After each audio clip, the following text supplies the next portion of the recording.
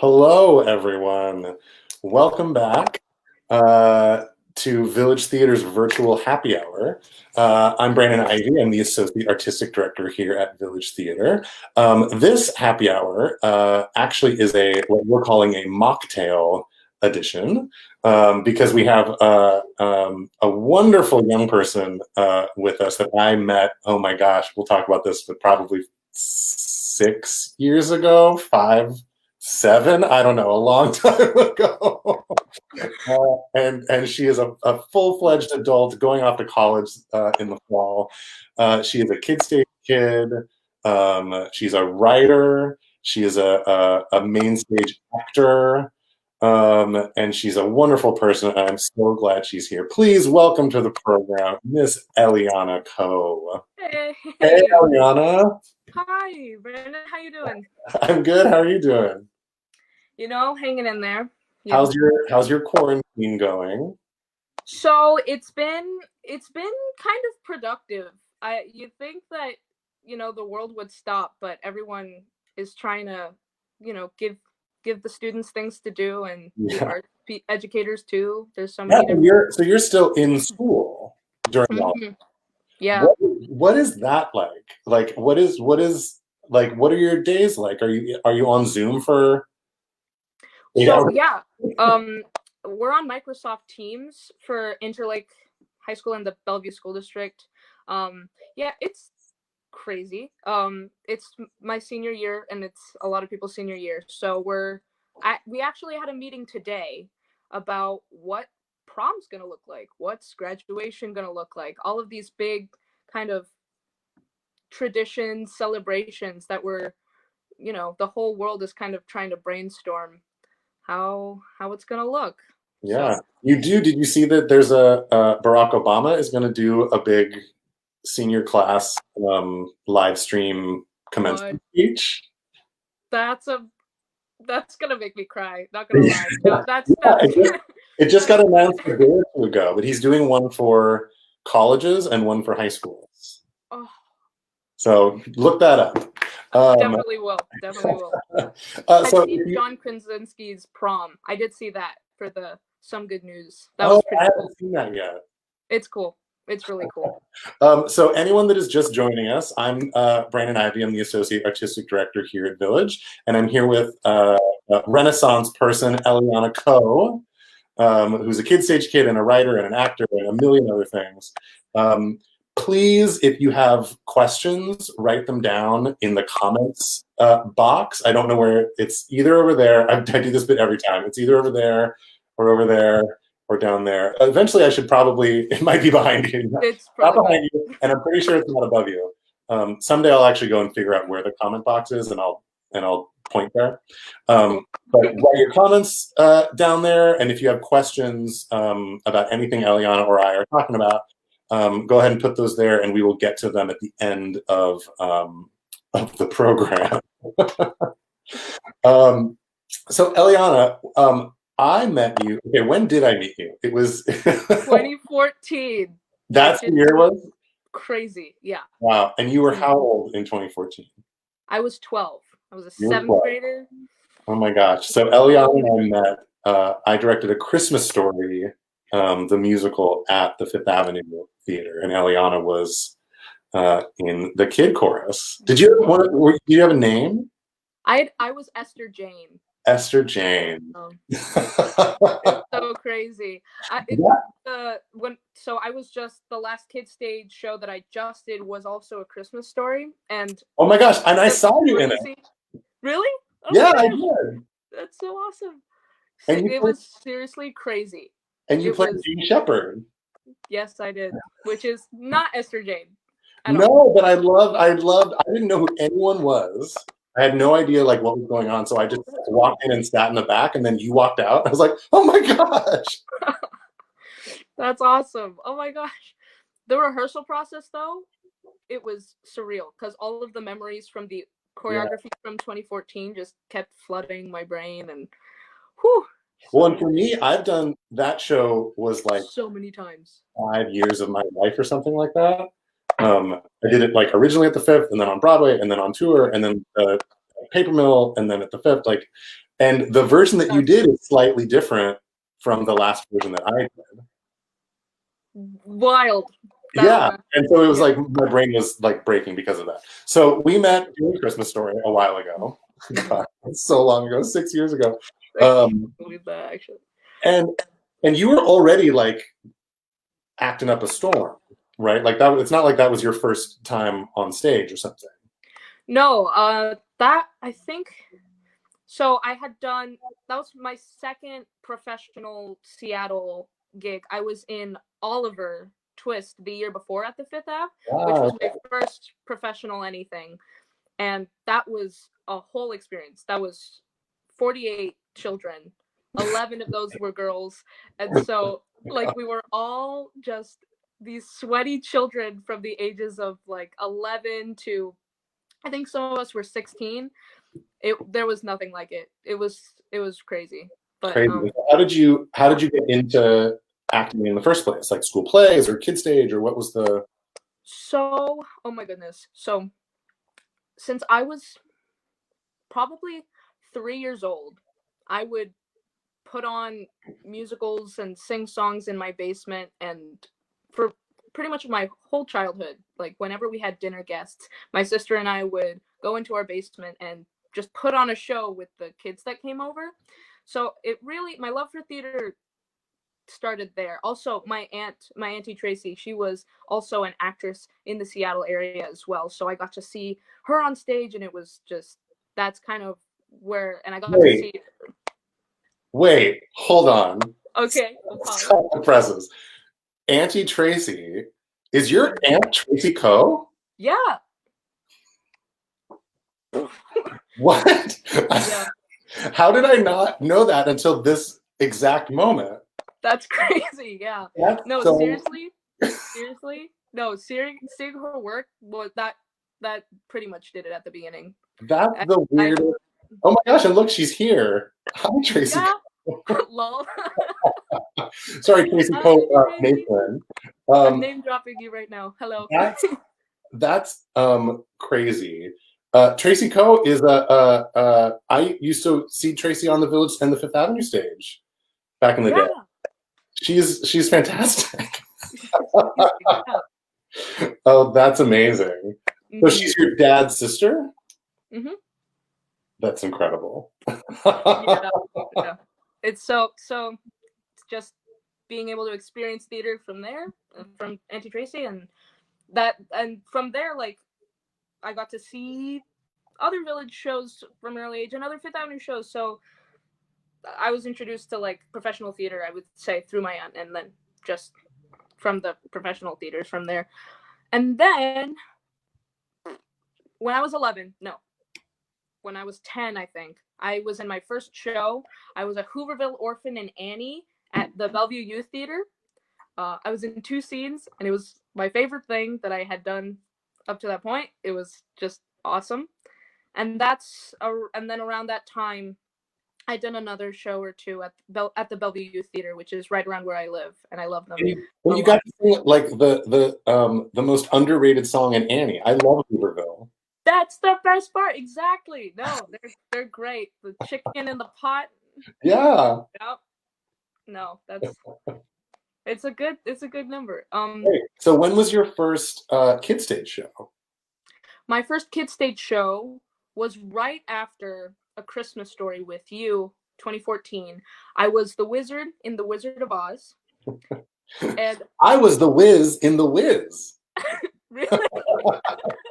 Also, this is funny. I didn't know this. I also came from BYT to kid stage. What? Well, I don't think it's the same thing, though. There used to be this thing called the Bellevue School District Youth Theater that was called BYT, that I think is different than what you're talking about. So it might be. Ooh, but it could be the same thing. It could be. Was your BYT open to everyone? Because the BYT that I grew up with, like, adults could audition and everyone. Oh no, this was just open to kids in the Bellevue School District. That's so cool, though. Yeah, we did it at BCC. It was like summer stock. It was like the kid stages for summer stock we did for the Bellevue School Awesome. District. Yeah. Wait, that's crazy. Oh, that's Yeah, awesome. it's like my claim to fame is I was in 2 shows with Megan Hilty.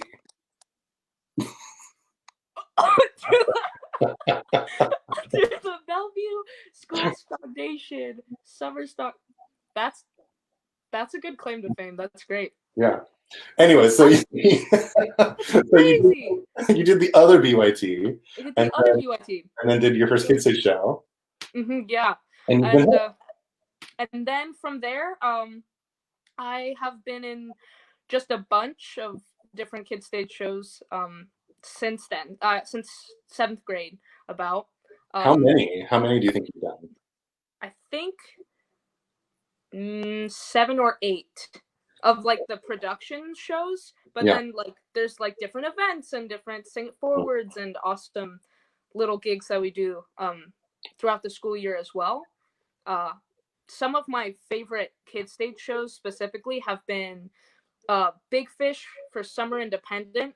The Summer Independent shows have like always been just the greatest. They're Summer just Independent is my favorite. Well, I have two favorite Kid Stage things, but Summer Independent, because I am also a Kid Stage kid, that's uh, right. but I didn't do anything until I was like 17, I think. Oh, Um, but I also did Summer Independent, but when I did it, it was called Summer Rep.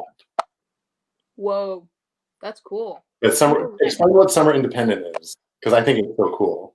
It's amazing. So Summer Independent, I believe, is open to high schoolers and people up until the age I think of 21, and it's basically an opportunity for students to put on a show from the ground up and also have this internship mentorship with the people across the street doing the summer stock production at the main stage theater.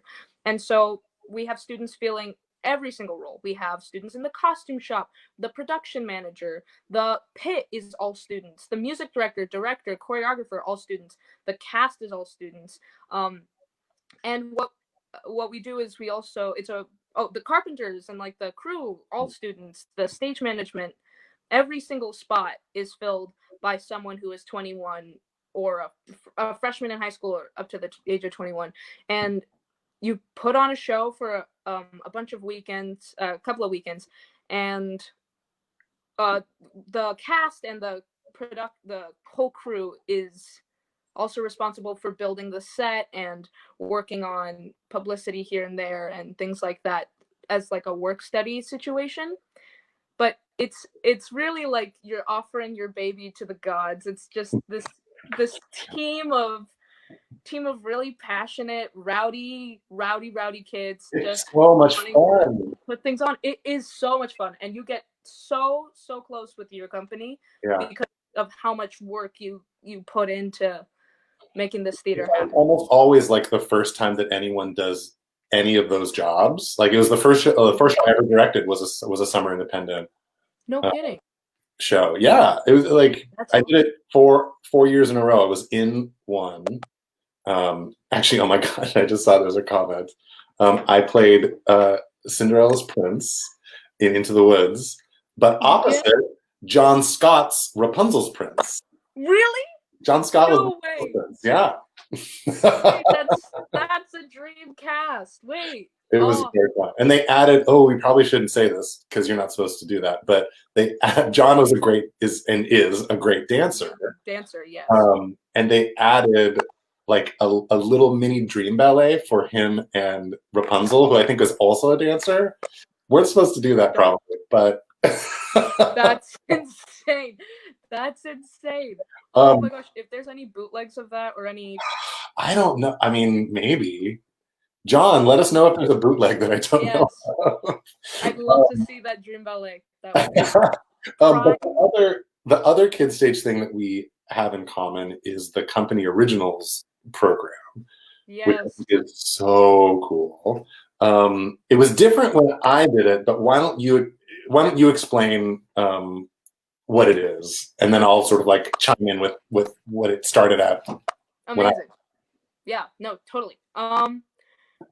My favorite, pretty much my favorite part of kid stage, I would say, by the way. So basically, a team of writers, teenagers, think 6 to 7 is around where it is, but there isn't really a cap. We write a musical with amazing mentors and from the ground up. It's a 2-year. In recent years, it's been a 2-year project where in the first year, you're starting out brand new ideas. You're building a script from scratch with your pals, and we have a writing mentor named Tony Curry. He's also an institute teacher and a dear friend of mine. Love Tony. And we also have Adam Quillian, who is our music director and music mentor, who is a god, and we love Adam. Love Adam. And then we also have Joel Arpin, who is the Kid Stage production manager, but he also helps so much with just kind of guiding and leading us to how to like the production side of writing a show and putting on a show. He leads us through that whole learning curve. But basically, at the end of the first year, we have a staged reading with a cast and a director and a stage manager, and it's like, oh my gosh, we're gonna put this on. And we have the actors have music stands and minimal movement that is supposed to help the story along. Then we get audience feedback, direct audience feedback for from after each of the shows, and also online through forms that people can write in the lobby. Then we come back the next year, starting in around October, and we write and we refine and we edit, and then we recast the show. Sometimes we have the same director, sometimes we have different director. Same goes with the stage manager and the crew. But after the second year, we put on a production with set and costumes. The set we have in recent years been borrowing from the beta series show, that is the professional beta series shows that come before. So one of my favorite parts is going to see that beta show and then trying to piece how we're going to put our show with that set. It's crazy. Also taking in the story, of course, but also just yeah, we're like, oh yeah, that's other priorities. Also, how are they doing that? So basically, you're coming together with a number of other Kid Stage kids and with mentors to like write an entire musical over the course of like a couple years to get it to like a full production. That's it. It's so cool, and it's similar but different to when I actually was in the very first company originals program or production or whatever. Yep. Yeah, it was crazy, and it was similar in that the kids wrote a sort of helped in the creation of a show, but what we did is we worked with professional writers, and they would like have us do guided improvisation and workshops and journal entries where we all like created a character, and then we would do improvs as those characters. He would like put us in situations, things.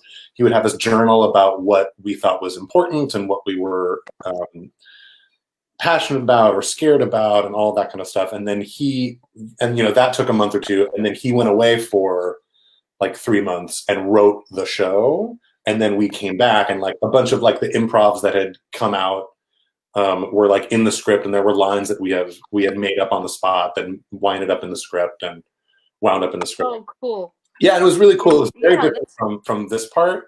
The coolest part is that we ended up having a show written by these two really awesome writers that we loved that ended up winning a Tony Award and a Pulitzer Prize for Next to Normal. And just a little like name drop. And the funny thing is there's actually a couple lines in Next to Normal that came out of our improv. Yeah, there's a line about, if anyone knows Next to Normal inside and out, there's a line in Next to Normal about duck pillows that I think Henry says or something, like we have to go sew duck pillows in home ec class or something. That's a line that someone in our company originals improvised. Oh my God. What was that like for you to find that? Were you just like, wait? Oh, it was it was funny because so Village did all the development on Next to Normal. So I remember going to it and like when it was in a workshop and going like, oh, how funny that duck line ended up in the show. But like you don't think about it when it's at first stage and it's like kind of the same thing that you've been doing. But Sure. I was fortunate enough to work on the Broadway production of Next Normal, and I will never forget. I came in the middle of tech. And I'll never forget coming into like the dark theater and sitting down and like tech starting and getting to it in the show, and I had never seen the current version of it. So all of a sudden, Henry starts talking about duck pillows. I was like, "Oh my god, that kid stage started It's doing the still show! here. Kid stage made it to That's so Broadway." Oh my, yes it did. Yes it did. With um, duck pillows specifically. yeah, exactly. So, Okay. All That Glitters is the current company originals show that you did Yes, a it is. reading of last year. Hmm. Is this your first, or did you also do the previous one? So actually, I hopped on to year 2 of the previous show as well. And was that which one was that? That was Sincerely That Yours. wasn't Celia's, okay. Which was beautiful. Thank you so much. Yeah, we want to keep moving with it, but when everyone's off at college and figuring out their worlds, it's a little Yeah, that difficult. must be a tricky part of it to like come together and make something and then all be like scattered to the wind a little bit. Yeah, yeah. No, it's kind of crazy, especially now. Yeah, We, yeah. yeah, yeah.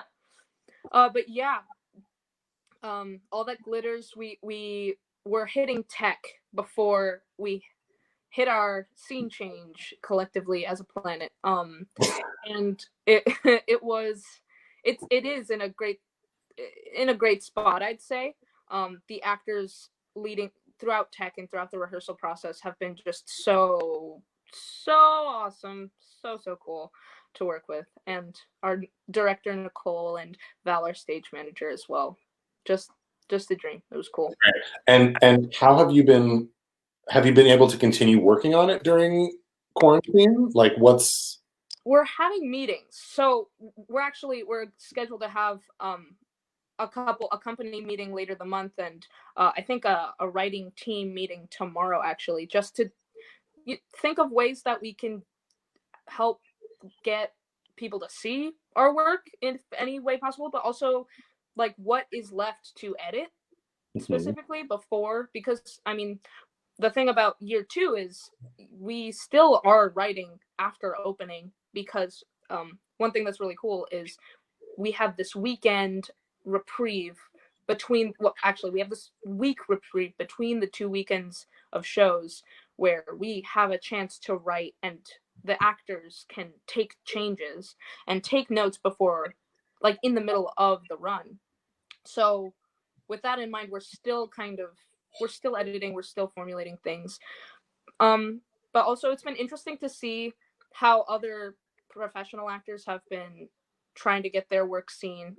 Broadway, across the country, just different theaters have been doing these cool grid, like synchronized videos where everyone's at home. So we're thinking about ways that Yeah, we can. Hollywood Squares Zoom meeting thing. Yeah. So a lot is still up in the air, but we're still hacking at it. Oh, It's that's still really moving. cool. And it truly sounds like the schedule for All That Glitters for the company originals show is actually like very similar to our beta series schedule of like which is our, for those who don't know, which is our professional Village Originals new musicals program where we do developmental productions of new musicals. And I think both programs share that you have a weekend of performances and then you get to take 4, 5, 6 days to make rewrites and then get to have another weekend of performances. That's really cool. And you're also very involved, you and your entire family is Yeah, quite active in our Village Originals program because you're pretty much at every beta series and festival yeah. That's and so how has has your participation in Village Originals impacted the way that you've been working in company originals? yeah. My So actually, my first interaction with Village Originals, just as like on a big scale, was back in 2016. I was in the cast of Hello My Baby, which was a Yeah. Teen Select and Village Originals Oh, combo. cool. Yeah. Um, directed by the wonderful Steve Tompkins. Raga raga. Raga raga. And it was written by Sherry Steinkellner, who is amazing, a deity. And she, just watching her in the room, watching her, just seeing how she paid attention to every single interaction that we were playing with as actors. Every time that the director, every time that Steve led us in a certain way in terms of motivation, how Sherry would see that and say, oh, they're interpreting my art this way, how can I make it so that they interpret it a different way? It's something that I've learned through company originals was trying to find the fine line between, am I telling them, am I forcefully, am I being too forceful, like, to, am I, how do I put this, like, you want to give artists artistic liberty and license, and you want them to, you know, you want several different versions of your show. You want to see variety and diversity, but at the same time, you want certain things to be heard and focused every single time. And so, just finding ways to emphasize that in a script format has been something that I've noticed in professional productions, and then tried to implement with my team at Kid Stage. Also collaborating, just basic collaborating. When you're specifically creating something from scratch with a group of people, it's so it's so interesting to see that dynamic of, oh, you have something creative to add, I want to build off of that, and also I want to build off of that, and it's just, you know, spitballing, kind of like Yeah. playing tennis. What is that process like with 6 or 7 writers? Are you all coming up with the story? Is like, are 2 people the story people and a couple people are the lyric people and this person's the book writer? Like, how does that collaboration work? Yeah. So actually, in Sincerely Yours, I hopped on a year late. It was different in Sincerely Yours than in All That Glitters, very specifically.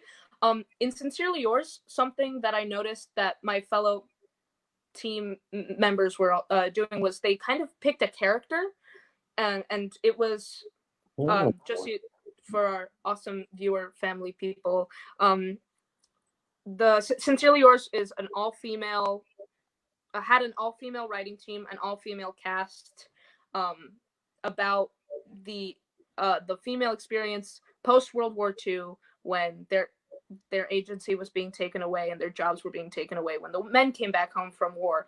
And so there were all of these different female characters that we were focusing on. So each writer kind of latched onto one and started writing all the scenes and all the monologues for that character. And then from there, writing as that character, we kind of role played different scenes, and then we wrote songs and things like that. Personally, my input, because I came in later, I decided to first tackle an ensemble piece to kind of bring everyone together. Also because I was new to these characters, and I wanted a lot of my co-writers were like, had a huge, like, deep relationship with a lot of these specific stories. So I wanted to respect that, and, you know, not avoid the characters, but also just kind of work around that and bring the characters together in a way. Mm-hmm. For All That Glitters, it was very much kind of just everyone was on everything. There were some people who were more comfortable with music, and some people more comfortable with the scenes specifically. Personally, I can tell you I wrote much more music than I did scenes. Probably 100% more music. No, like 90% more music than I did scene work, like throughout all 2 years. But in terms of where our story was going, it was a constant dialogue. We were always in on it. It was super collaborative. Something that was really cool that I got to experience, having been on All That Glitters from year one, was at the end of the first year, we had to say goodbye to 3 different writers, and then we welcomed 3 new writers, which was so crazy and so cool to see how our story was changing because of that. Specifically musically, the 3 new that some of the new writers that we welcomed onto the team had certain backgrounds in different musical styles. Like my friend Tyler was super into rock. He's an actual rock musician. He has a rock band. He's been trained as a guitarist. He was actually Zach in School of Rock in Summerstock. So Which one is that? The guitar boy. He's the guitar boy. Right. Yeah, he's the edgy boy. He's the guitar boy. He's awesome. extremely talented. Yeah. So he was on our team this past year, and every time I would like to say that I can write for rock. It's not the truth. I cannot write for true rock yet, but I can tell you that the rock that was in All That Glitters last year, it's not rock. What Tyler brought to the table was legitimate rock this year. So our whole musical aesthetic shifted towards a more like towards the authentic feel that we were going for. Also, another writer that came on to our team is named Archie. He's awesome. He is a trumpet player. He tutors people in trumpet. So we were thinking and brainstorming throughout this past year about how to add brass and how to add like more jazz and instrumentalists and things like that in our score, because rock with brass is insane. So it was like working with different tools, and the scene work from the music that was written from last year is still in our script and is still in our show, but to see the new writers like interpret it and tinker with it was so cool to see. That's awesome. So cool. Speaking of brass in rock and roll, have you heard of Brass Against the Machine? No. Go and look them up. It started as a brass cover band of Rage Against the Machine, and now it's called Brass Against the Machine. Brass Against the Machine? Yeah. I'm writing that down. It's amazing. They now do original stuff, but they like tour Europe, and it's crazy. Oh my goodness. That's awesome. So one of the things that I'm excited about in this Mocktail edition of Happy Hour is you're going to treat us to a song, which I'm super stoked about. Yeah. So I run our Village Originals New Musicals program, and every year we do a donor benefit that is a New Works concert. That is always really, really fun and a blast. And it's just a bunch of songs that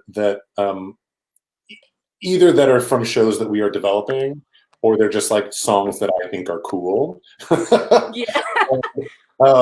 And we always do a song from company originals because we want to make sure people know that this program exists.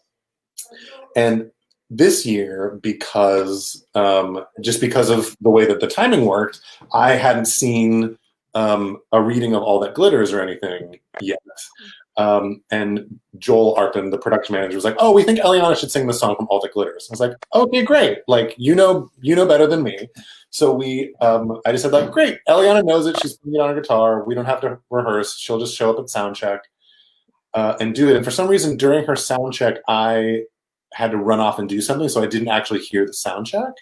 So I heard it for the first time when it was being performed for that audience, and I was like backstage listening to it, and I just I cried so much, not because it's a sad song, but mostly because I was so proud of you because it is really good.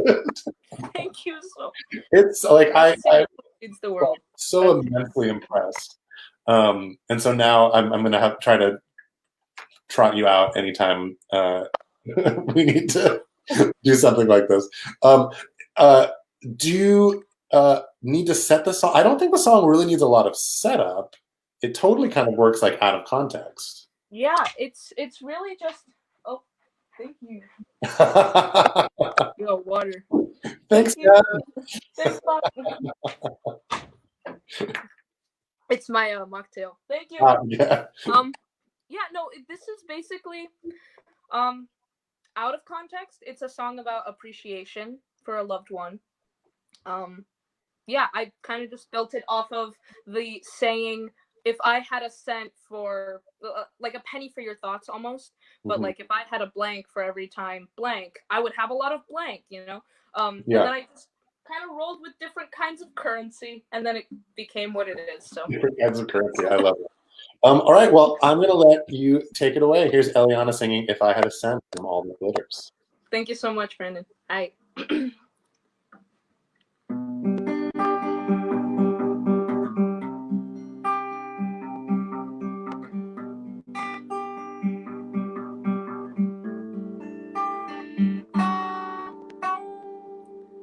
If I had a cent for every moment that I've spent thinking of you, if I had a nickel for every time the thought of you tickled my dreams,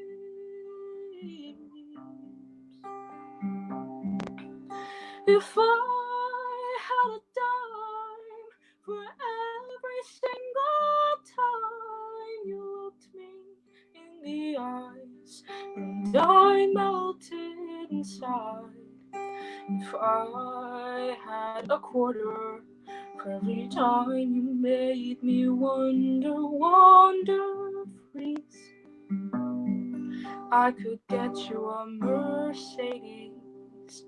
If I had a cloud for every time you made me proud, the sky would be overcast every day. If I had a sigh for every time you caught my eye,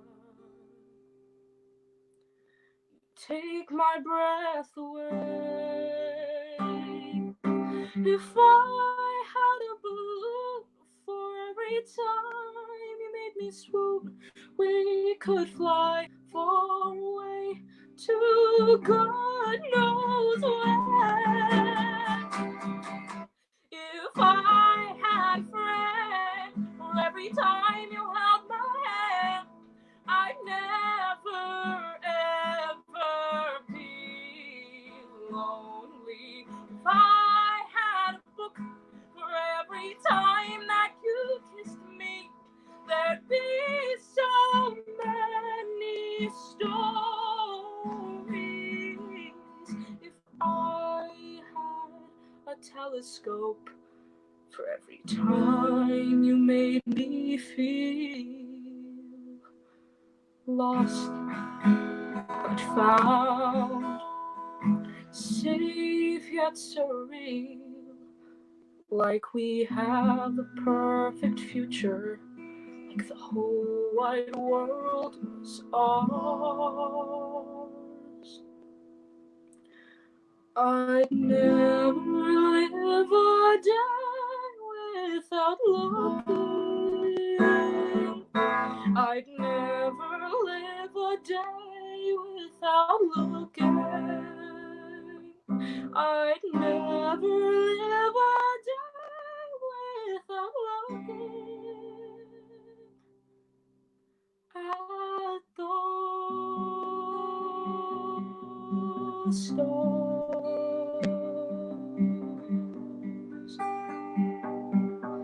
Those stars.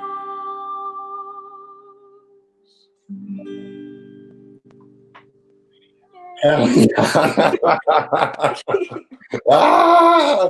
Oh my gosh, it's so good. And she liked it. Oh my god, it's so good. It's so good. Like, I don't even really know where to start with why it's good. The thing that like impressed me the most, I mean, there's a million people that are like, "Oh my god, this is amazing," because they're all right. Yeah, everyone's applauding. My goodness. The lyrics are so good. The lyrics are so good, and they're so poetic, and they're so like I'm gonna nerd out about like structure and stuff. Like the rhyme scheme is so good, and the imagery is so good. Like, what is the? I started writing it down because I was like, don't forget it. If I had a cloud for every time you made me proud, the sky would be overcast every day. If I had a sigh, what's the rest of that line? If I had a sigh for every time you caught my eye, you'd take my breath away. You take my breath. Like what? Like I it's so good. I work with so many people that are so much older than you that you're. It's just great. It's just great. Thank you so much. Thank you. Oh, I have to take that. I have to take this banner down. Uh, just amazing.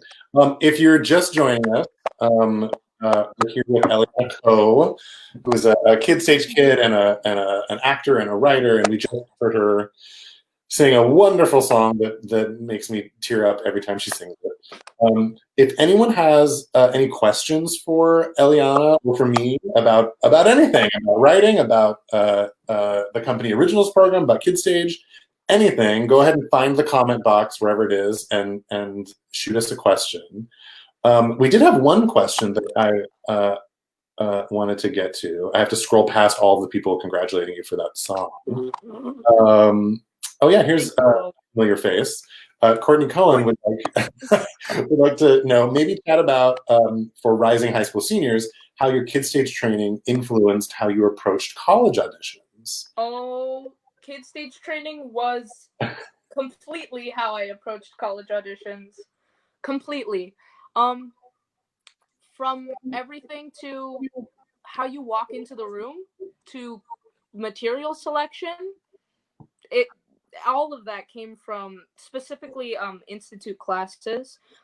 We were just introduced to such a wide variety of material that when all of the different requirements came up for the college audition process, like time period and style, none of that was too difficult to kind of sort through. Also, the mantra is well loved, but skills for theater, skills for life. It's true. It's so true. Just how to be open, how to be authentic, how to just show people this is what I've got, take it or leave it. This is unapologetically me.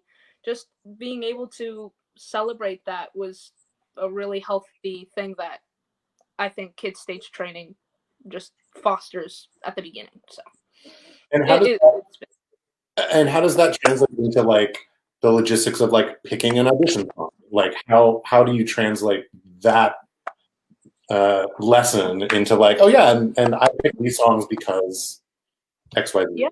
No, so once you get to know who you are yourself as a performer, just being able to match, being able to kind of look at different material and being able to match what you know personally you can best portray, what you can do justice, the kind of work that really shows off your strengths. And on top of that,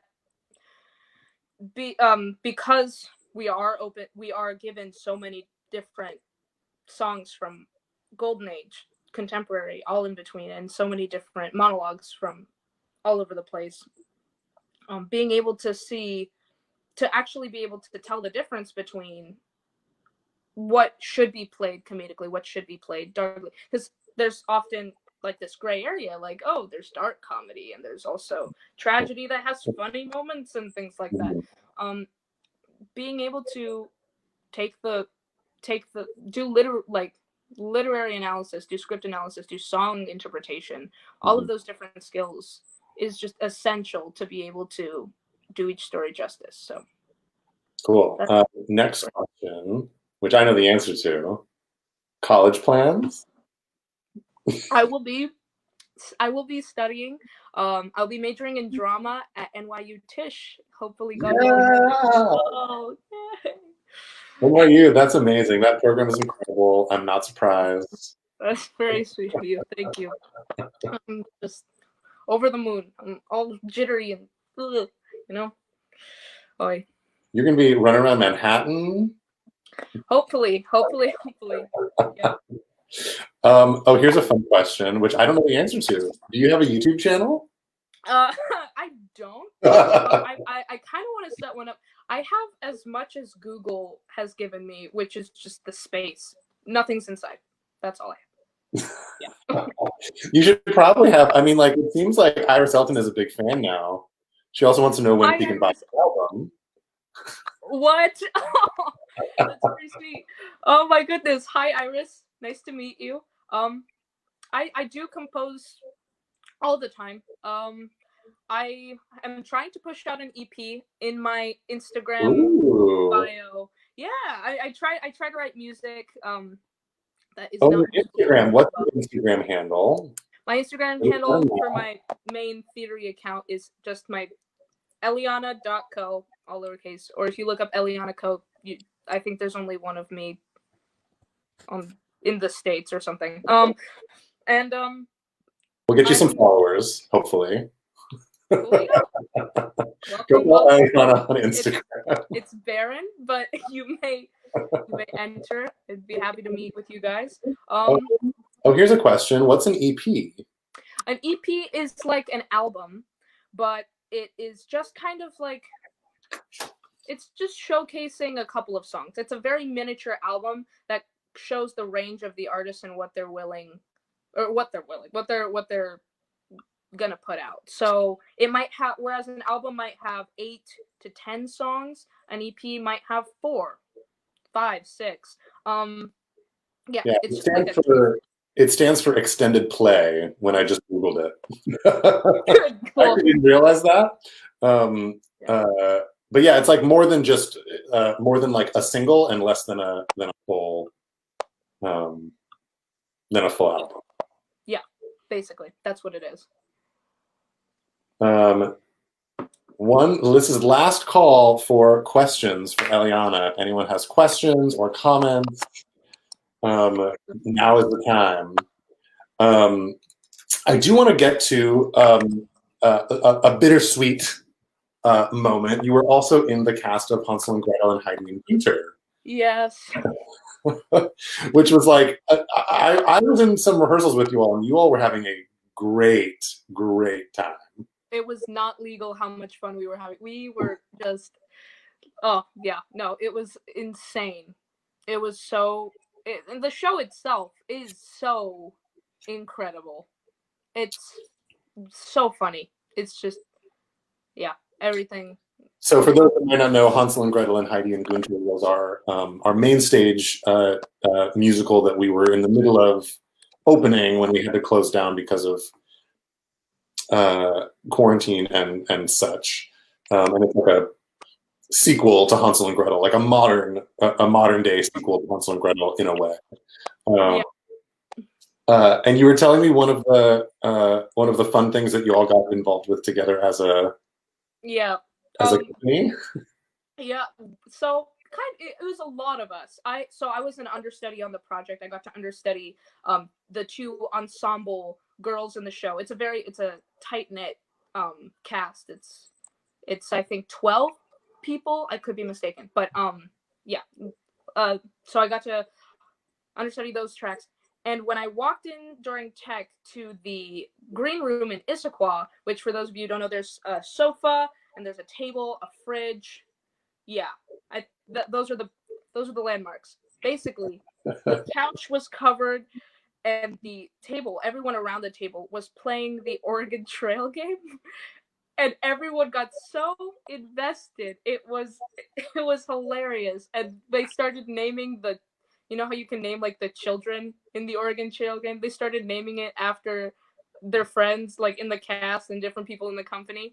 So Wait, how do you play? Because like Oregon Trail, like I'm old enough that Oregon Trail was the game you played on those box. You probably don't even know what they look like. The very first computers that I ever used were like these boxes that had a screen that was like this big. Yeah, no, yeah. But like that was the first game on those computers. You were playing it on the couch. Was this like a hard paper version of the game? No, it was on a laptop. It was on a laptop. Yeah, okay. it was just the people sitting on the couches and around the table, all the laptops open. Yeah, no, it was, and they were able to play it on like modern laptops, and it was just high definition, beautiful pixels. So it was a great little bonding moment. And also, one thing that I missed dearly was after we had all gotten the news about quarantine and the 6 feet apart and how we were going to proceed, the stage management, I believe, was in charge of it, but we had a dance party on stage, the entire company, with the lights and the music right before our one of our run-throughs, and it was just this big kumbaya love puddle of humans and just celebrating. It Oh, was that's awesome. it was Well, really cool. speaking of celebrating, I mean, I hope this is a good thing. Stephanie Bain would like to know, what's your best on-stage moment? And I think best can mean anything. Best can mean a number of things. Ooh. Dear goodness. Best or favorite or most memorable, any of these. Okay. Yeah. So this is the one that comes to mind immediately, and actually, Charlie Guns will remember this actually. Is Charlie watching? This Charlie's mom. So Oh, okay. it was the Wizard of Oz. It was the Wizard of Oz. This is a very old tale, but I was the wizard. I was a different point of view. performer, I think. There were these 3 different props. There was the Lion's Medal of Courage, right? The diploma that symbolized the Scarecrow's brain, and the Tin Man's heart. We're all in this leather bag that I had, and I was going to pass them all out. But the props had been tangled in, I think, a triple knot, and I was freaking out. Like, my face was getting flushed, and I was feeling all shaky. And my lovely friend Ben Sanders was the Scarecrow, and he just kind of like walked behind me, tried to untangle it while I was talking to the audience and talking to the other characters, trying to untangle. It wasn't working. I was able to get the diploma to the Scarecrow, but the heart and the Medal of Honor was just inseparable. So what I ended up doing was I passed the medal, the heart courage thingy cluster to the Scarecrow, but then I yanked it away, and then when I presented to the Lion, and then the final person I had to present to was the Tin Man. My bad, the Tin Man. And at the end, I improvised the line that essentially said, "To prove that you now have a heart full of generosity, please share this with your feline friend." And I just said, "Go, fix it yourself." So that was a lot of fun. Just I love that. Those scary improv, think on your feet moments. Yeah. Yeah, I would say that one. Have we noticed that it all of a sudden turned into golden hour? Yes, I love it. It was like, oh. It's very bright at my house now. I love that story. Well, I think we are coming to the end of our time together, friends. Eliana, thank you so much for joining us and gracing us with that song. It was great to hear your story and all that you're doing, and I can't wait for you to go to NYU. It's going to be Thank you so much. Thank you, everyone, for joining us, for your comments, your questions. Tune in next week. We'll be doing this the same time. We will announce soon who our guest next week will be. We just confirmed them today. So come and check us out next week. Thank you all so much. Thanks again, Eliana. Thank you so much, Brandon. Take care. Everybody stay safe, stay healthy. One last thing to know, our Give Big is happening right now. So all the programs that Eliana has chatted about this whole time, our main stage programs, our kids stage programs, our Village Originals programs, please go on our website and find Give Big. We really need as much support as we can get, and we love our community. So if you've got a couple extra dollars to spare, please go give big for Village Theater. Check it out on our website. And we'll see you next week. Yeah. Thanks, everybody.